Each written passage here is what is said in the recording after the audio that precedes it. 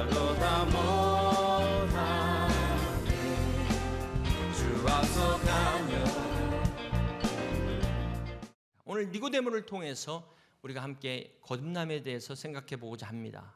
먼저 이 니고데모가 어떤 사람이었습니까? 오늘 본문 1절을 다시 돌아가서 봅니다.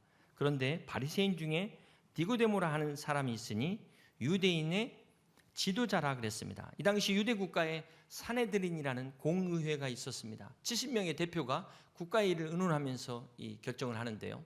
일종의 우리 국회와 같은 조직입니다. 자, 거기 한 멤버였던 사람이 바로 니고데모였습니다. 이 사네드린 의회 회원이 되기 위해서는 오늘날 국회의원과는 비교할 수 없을 정도로 높은 도덕성을 요구하는 자리입니다. 그리고 또 요한복음 3장 10절에 보면은 이 니고데모가 이스라엘의 선생이었다. 이스라엘에서 선생은 랍비라고 하는데 도덕적, 사회적으로 가장 존경받는 최고의 VIP였던 것입니다. 그런데 이 사람을 예수님이 만나자마자 뭐라고 이야기합니까? 3절을 다시 봅니다. 예수께서 대답하여 이르시되 진실로 내게 이르노니 함께 있습니다.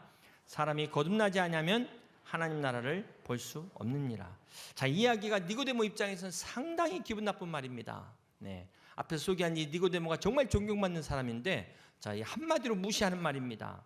여러분 표정이 뭘 그런 걸 갖고 기분 나빠하는가 그러시는 표정인데, 사람들은 자기 문제로 조금만 자존심이 상하면은 막 심각하게 반응하지만 남 문제에 대해서는 별로 뭐 그럴 수도 있지, 너무 관대한 거예요. 너무 관대한 것 같아요. 입장을 바꿔놓고 생각해 보세요. 내가 거듭나야 된다 하면은 참 기분 나쁘게 생각할 분이 적지 않을 것 같은데, 되게 거듭나야 된다 그러면 나 말고 다른 사람, 나보다 훨씬 부족한 사람, 문제가 많은 사람, 이렇게 생각할 수 있다는 것입니다. 그런데 지금 예수님이 거듭나야 된다고 말씀하고 있는 이 니고데모는 이스라엘 사회에서도 존경받는 사람이었어요. 바리새인 중에서도 사내들인 회원으로서 이스라엘의 랍비로서 가장 존경받는, 누가 봐도 천국에 제일 먼저 갈 사람이었습니다. 천국에 가서도 가장 좋은 자리에 방석 깔고 앉아있을 사람이 니고데모였다는 거예요. 그런데 이런 사람이 거듭나야 된다? 충격적인 말이에요. 여러분, 오늘 여러분 어떻게 생각하십니까? 여러분 내 자신을 볼 때 나는 예수 믿은 지 꽤 되고, 이 정도면 기도도 잘하고, 또 헌금도 알아서 하고, 봉사도 보이지 않는 곳에서 많이 하고, 나는 정말 괜찮다, 이 정도면 괜찮다, 스스로 그렇게 생각하는 사람 있을 줄로 압니다. 아니, 다른 사람이 볼 때 이분은 정말 괜찮은 분이야, 이렇게 보는 분도 있어요. 그러니까 중요한 것은 내가 어떻게 보느냐, 남이 어떻게 보느냐보다 더 중요한 것은 오늘 살아계신 하나님이 여러분을 어떻게 보고 있는가, 여러분을 어떻게 평가하고 있는가, 이것이 중요한 것입니다. 오늘 분명한 사실은 우리 중에 아무리 뛰어난 사람도 니고데모보다 더 낫다고 말할 사람은 한 사람도 없다는 사실입니다. 자, 그렇다면 이 니고데모가 거듭나야 한다면 오늘 우리는 말할 것도 없는 거예요. 저와 여러분, 우리는 말할 것도 없다는 것입니다. 오늘 3절 말씀에 예수님께서 진실로 두 번 말씀하시는 것은 그만큼 중요한 겁니다. 중요한 말씀하실 때마다 진실로 이렇게 거듭나는 것이 중요하다는 것입니다. 오늘 본문은 예수님과 니고데모의 만남을 통해서 거듭남에 대해서 말씀을 하고 있습니다. 우리 4절과 5절을 함께 같이 교독합니다. 니고데모가 이르되 사람이 늙으면 어떻게 날 수 있사옵나이까? 두 번째 모태에 들어갔다가 날 수 있사옵나이까?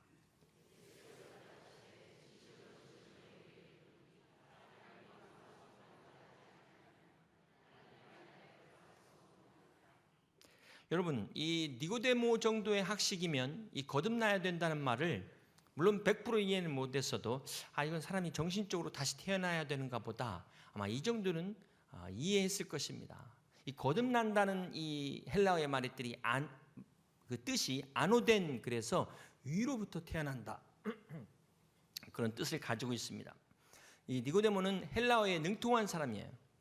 그러니까 요즘으로 말하면 이 교수님과의 대화, 아주 학식이 풍부한 교수님과의 대화인데, 지금 예수님과의 방금 우리 대화를 보면 너무 수준이 낮아요. 사람이 늙었는데 어떻게 다시 어머니 뱃속에 들어갈 수 있습니까? 이런 아주 완전히 유치원 수준의 대화를 하는 것을 보게 됩니다. 어떻게 이렇게 학식이 참 높은 사람이 이렇게 대화가 안 될까? 이런 현상을 보게 되는데요. 지금 니고데모는 예수님께서 영적으로 말씀하시는 것을 전혀 깨닫지 못하고 있어요. 그러다 보니까 아주 유치찬란한 수준으로 내려가 있습니다. 지금도 이게 뭔 말인가? 네, 그러신 분은 내가 영적으로 그만큼 무지하다. 네, 그렇게 생각하시면 되겠습니다. 그러다가 이단에 넘어가는 거예요. 이단에. 여러분, 진정한 거듭남이 무엇입니까? 어떤 사람은 뭐 방언을 해야 되고 뭐 교리로 거듭났다고 막 믿으라고 막 하고 막 세뇌인지 이게 진정한 확신인지 헷갈릴 정도까지도 있는데요. 자, 그러다 보니 거듭나지 않았음에도 불구하고 스스로가 거듭났다고 막 억지로라도 믿으려는 사람이 있는가 하면, 어떤 사람은 거듭났음에도 불구하고 확신이 없는 사람이 있더라는 것입니다. 자, 오늘 우리가 그리스도인으로서 정말 능력 있는 신앙생활을 하기 위해서는 여기에 대해서 더 이상 혼돈해서는 안 됩니다. 착각해서는 안 되는 것입니다. 우리가 거듭남에 대한 확신을 가져야 되는데, 이 시간 두 가지 증거에 대한 말씀을 나누고자 합니다. 첫 번째, 내적인 증거입니다. 이것이 하나님 말씀의 증거인데요, 우리 요한일서 5장 10절부터 13절까지를 함께 교독합니다. 하나님의 아들을 믿는 자는 자기 안에 증거가 있고, 하나님을 믿지 아니하는 자는 하나님을 거짓말하는 자로 만드나니, 이는 하나님께서 그 아들에 대하여 증언하신 증거를 믿지 아니하였음이라.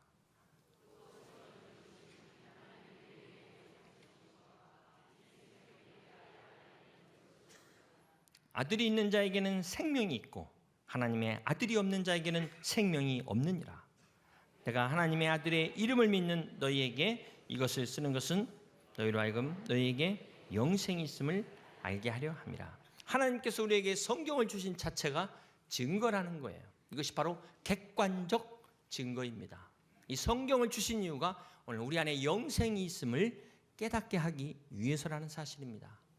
자, 그러면 어떤 사람에게 영생을 주십니까? 어떤 사람? 요한복음 1장 12절 말씀. 영접하는 자 곧 그 이름을 믿는 자들에게는 하나님의 자녀가 되는 권세를 주셨으니. 그래서 영접하는 자, 그래서 영접하는 자. 여러분, 하나님께는 손자가 없습니다. 손자가 없어요. 부모가 영접했다고 해서 자녀들이 자동으로 구원받는 것이 아니라는 거예요. 영접은 본인이 직접 하나님과의 개인적 관계에서 해야 되는 것입니다. 자, 영접하는 자, 곧 그 이름을 믿는 자. 이것을 통해서 믿는 것과 영접하는 것이 동일한 사건임을 알 수 있어요. 자, 여기서 영접한다는 것은 예수님을 내 마음에 모신다는 거잖아요. 그럼 예수님을 내 마음에 모신다는 것은 무슨 뜻일까요? 이 중요한 포인트가 여기 있습니다. 그것은 예수님을 내 마음에 모신다는 것은 예수님을 내 마음의 주인으로 모시는 거예요. 그냥 예수님을 내 마음의 저 구석텅이에다가 몰아놓는 게 아닙니다. 예수님을 내 마음의 주인으로 모신다는 것은 또 무엇을 의미하죠? 내가 내 인생의 주인임을 포기하는 것입니다. 자, 이게 영접의 의미예요. 그런데 문제는 예수님을 믿는다면서 영접한다면서 동일한 사건인데 여전히 자기가 마음의 주인이라는 겁니다. 예수님이 주인되어 있지 않다는 거예요. 자, 이게 문제라는 거예요. 이게. 그래서 앞에서 폴 오셔 목사는 이것을 반쪽짜리 복음이다, 거짓 복음이다, 이렇게 말했어요. 존 파이프 목사님은 이런 현상을 거짓 확신이다, 자, 이런 믿음을 갖고 있는 것을 거짓 확신이다 라고 이야기하고 있습니다. 여러분, 믿는다는 게 여러분에게는 무엇을 의미합니까? 뭐라고 대답하시겠어요? 보통 남성들은 뭐 이제 술, 담배 끊는 것을 딱 제일 처음 연상하실 수 있을 것 같은데, 우리가 술, 담배 끊기 위해서 예수 믿으려면 그거 안 믿어도 괜찮아요. 얼마든지 믿지 않고도 술, 담배 끊을 수 있습니다. 여러분, 집에서 추리닝만 입다가 이렇게 다 양복 빼입고 와도 막 사람이 달라졌네, 때깔이 들리네 막 이러잖아요. 미장원 한번 갔다 오면 막 10년 젊어졌네, 헤어스타일만 바뀌어도 이렇게 변하는데 인생의 주인이 바뀌었어요. 내 인생의 주인이 바뀌었어요. 어떻게 변화가 없을 수 있습니까? 정말 내 인생의 주인이 바뀌었는데도 변화가 없다면 이거야말로 놀라운 기적이 아니고 무엇이겠습니까? 요한일서 5장 1절에 말씀합니다. 예수께서 그리스도이심을 믿는 자마다 하나님께로부터 난 자니 또한 낳으신 이를 사랑하는 자마다 그에게서 난 자를 사랑하느니라. 자, 이 말씀에 의하면, 이 말씀의 증거에 의하면 예수님이 그리스도이심을 믿는 사람은 하나님에게서 태어난 사람이다. 거꾸로 한다면, 자, 하나님에게서 태어난 사람은 예수님이 그리스도이심을 믿는다는 겁니다. 자, 아무리 설명이 좀 부족했다 할지라도 그냥 대충 설명해도 하나님께로부터 태어난 사람은 예수님이 그리스도라는 걸 믿는다는 거예요. 근데 반대로 아무리 설명을 기가 막히게 잘해도, 너무너무 잘해도 몇 시간을 설명해도 하나님께로 태어나지 않은 사람은 믿지 못한다. 이 말씀이 되는 것입니다. 여러분, 예수님이 하나님의 아들로 오셔서 십자가에 달려 죽으신 주님이십니다. 나의 구세주이십니다. 이렇게 고백하는 믿음이 있다면 이 사람은 이미 성령을 받은 사람입니다. 성령님께서 우리 마음 가운데 임하면 여러 가지의 변화가 나타나는데 시간상 다 생략하고 대표적으로 가장 중요한 것은 삶의 기준이 바뀌었어요. 지금까지는 내가 주인이었고 내 마음대로 살았는데 이제는 하나님이 내 인생의 주인 되셔서 하나님 뜻대로 사는 인생이 되었다는 것입니다. 이것이 거듭남의 내적인 변화예요. 일부 체프맨이 대학교 다닐 때 무디 목사님 집회에 참석했습니다. 그냥 오늘과 같은 이 복음이 선포됐어요.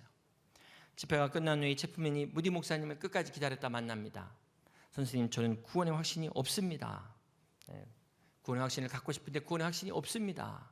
그러자 무디 목사님이 다시 청년에게 묻습니다. 형제님, 예수님을 믿습니까? 이 형제가 믿기는 믿는데 자신이 없다고 하니까 요한복음 5장 24절을 읽으라고 합니다. 우리 요한복음 5장 24절 말씀 우리 한번 같이 읽겠습니다. 내가 진실로 진실로 너에게 이르노니 내 말을 듣고 또 나 보내신 이를 믿는 자는 영생을 얻었고 심판에 이르지 아니하나니 사망에서 생명으로 옮겼느니라. 여러분, 주님의 말씀을 들으시고 지금 주님을 보내신 이가 하나님이심을 여러분 믿으십니까? 그러면 영생을 얻었고 과거로 기록하는 이유가 2000년 전에 이미 이루어놓은 사건을 내가 지금 시인하고 영접하는 순간 이게 과거적 사건이 되기 때문에 영생을 얻었고라고 표현한 거예요. 이걸 이야기하면서 이 영생을 믿습니까? 그랬더니 글쎄요, 잘 모르겠는데요, 그러는 거예요. 그러니까 이 무디 목사님 막 큰 소리를 치면서 아니, 하나님께서 믿는 자에게 영생을 주셨다고 말씀하셨으면 믿는 거지, 당신이 뭔데 하나님 말씀을 안 믿고 무시하냐고 막 호통을 쳤다는 거예요. 훗날 이 윌버 체프맨이 무디 목사님의 뒤를 이어 목회자가 되고 그 교회 후임 사역자가, 후임 담임 목사가 됩니다. 훌륭한 목회자가 됐어요. 여러분, 성경은 하나님의 말씀입니다. 객관적 증거입니다. 하나님이 그렇다고 말씀하셨으면 반드시 그런 거예요. 여러분이 말씀하시는 것도 여러분이 보증하면서 전능하신 하나님이 말씀하는 것 누가 여기다가 감히 토를 단단 말입니까?